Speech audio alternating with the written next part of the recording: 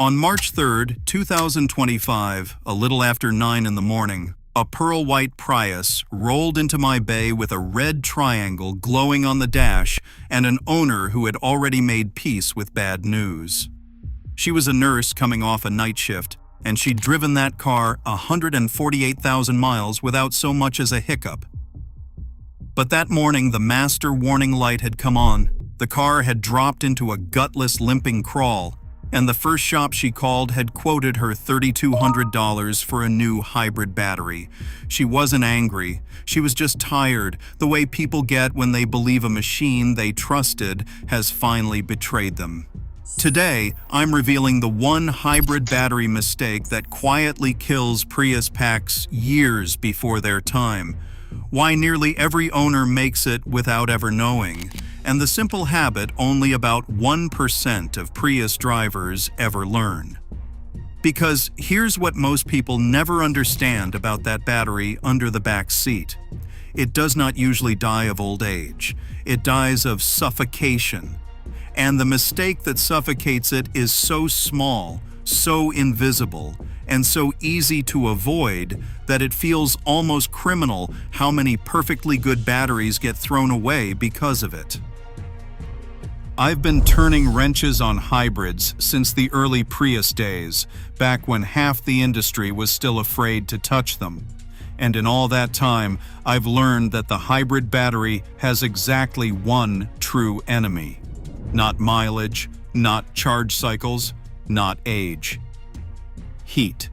Every hybrid battery on the road, whether it's the older nickel metal hydride packs in the second and third generation cars or the newer lithium-ion packs, stores and releases energy through chemical reactions. And heat speeds those reactions up in all the wrong ways. It accelerates the internal wear. It weakens cells unevenly. Give a hybrid battery a cool, steady life and it can run past 200,000 miles without complaint. Let it cook, even gently, even quietly, and it will start dying long before its time. Toyota's own engineers understood this so well that on the all-wheel drive and hot climate cars, they deliberately stuck with the older nickel metal chemistry precisely because it tolerates temperature extremes a little better. That's how seriously they take heat. So here is the part almost no owner knows. That battery breathes. It has a cooling system, and it is not connected to your engine coolant, and it is not connected to your air conditioning in the way you'd think. Toyota cools the hybrid battery with a small electric fan, and that fan pulls its air from inside your cabin. There is a vent, usually low down near the rear seat, often on the passenger side, and behind that vent sits the fan that draws cabin air across the battery modules to carry the heat away.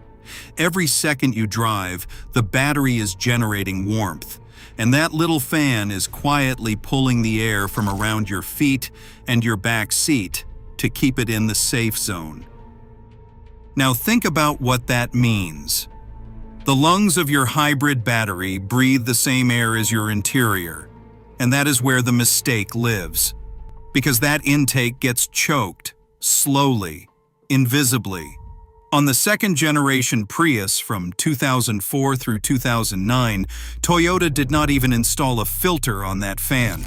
The fan itself becomes the filter, sitting there year after year, collecting dust, lint, pet hair, and grime pulled straight out of the cabin. On the third and fourth generation cars, there is a filter, tucked away behind a panel near that rear vent. And here is the problem. It is not on any maintenance schedule. Nobody tells you it exists. Your oil gets changed, your tires get rotated, your cabin air filter for the vents up front might get swapped. But that battery cooling intake sits back there, forgotten, getting more and more restricted with every mile, until one day the airflow drops so low the battery starts running hot.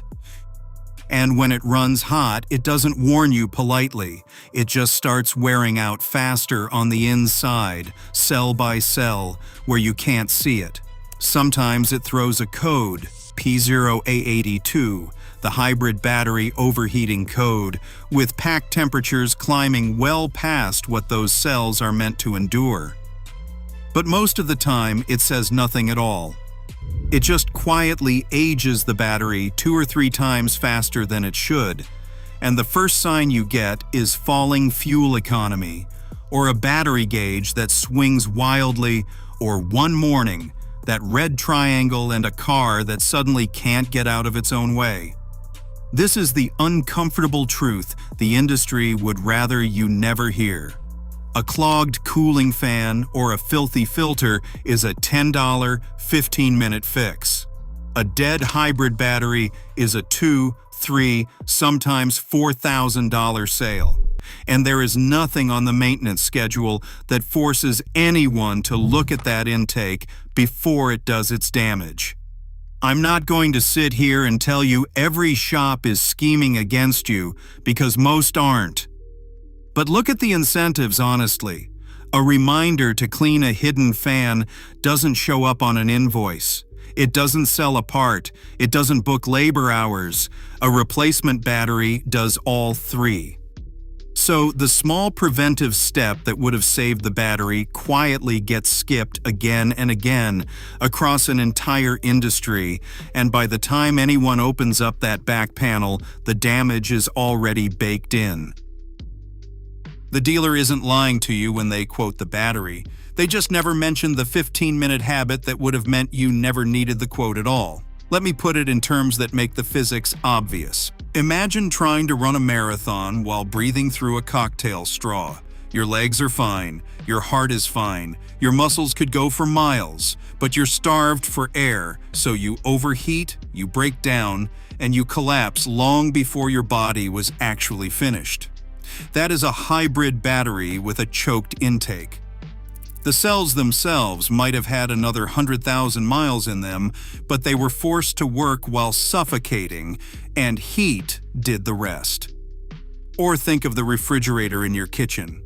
Behind it or beneath it are coils and a vent that have to breathe to shed heat.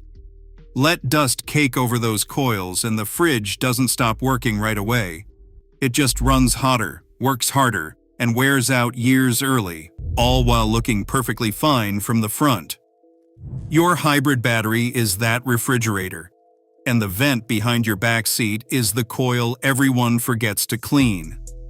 Now, I promised you honesty, and honesty means telling you where this does not apply, because a fix used wrong can cause its own harm. If you own that second-generation Prius with no factory filter, do not go online and install some aftermarket filter over the intake thinking you're helping. You are not. That fan was engineered to breathe through open space, and adding a filter where Toyota never put one actually reduces the airflow and makes the overheating worse, not better. On those cars, the right move is not a filter. It's periodically pulling the panel and cleaning the fan and the ducting so the fan can breathe the way it was designed to. On the 3rd and 4th generation cars that do have a filter, the opposite is true. That filter is there to be serviced, and a clogged one is exactly what starves the battery, so it needs cleaning or replacing on a regular basis, especially if your car lives a dusty life or carries pets. And here is the other honest caveat. This is prevention, not resurrection. If your battery is already deep into failure, already throwing the replace the pack code, already imbalanced across its cells, cleaning that fan will not bring it back from the dead. Heat damage is cumulative and permanent. What a clean cooling system does is stop the clock. It protects the battery you have so it lasts the way it was always supposed to. That's why the drivers who learn this early are the ones whose Prius sails past 200,000 miles on the original pack, while the ones who never knew are shopping for a battery at 130. Same car, same chemistry. Completely different outcome, decided by an event almost nobody looks at. So what do you actually do? First, find it. Grab your owner's manual and locate the hybrid battery cooling intake. On most Prius models, it's low, near the rear seat, often on the passenger side, sometimes behind a small removable panel or under the seat cushion. Once you know where it is, you'll never unsee it. Second, look at it. If it's the filtered kind, check whether that filter is caked with dust and hair and clean or replace it. If it's the older, unfiltered fan, that's a job to have the fan and ducting cleaned out periodically, more often if you're in a dusty climate or you drive a lot of passengers. Third, and this is the free part that costs you nothing, keep your cabin clean, because that fan breathes your interior air. Every time you vacuum your carpets and your back seat, you're cleaning the air that battery breathes. A filthy cabin is a filthy battery intake, and never, ever block that vent. I've seen owners pile luggage against it, wedge a car seat over it, stuff cargo right up against the intake for a road trip, and choke the battery's only source of cool air for 8 hours straight in summer heat. Give it room to breathe. A few more free habits stack the deck in your favor. Park in the shade or in a garage when you can, because a car baking in a summer parking lot soaks that battery in heat before you've even turned the key.